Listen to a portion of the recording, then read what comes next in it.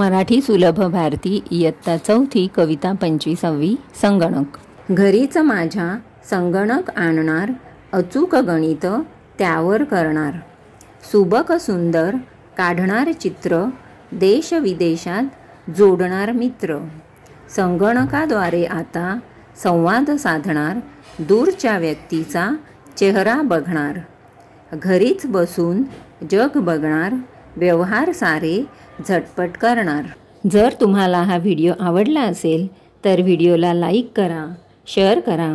तुम्ही हा व्हिडिओ कोणत्या शहरातून पाहताय ते कमेंट करा व चॅनलला सबस्क्राईब नक्की करा।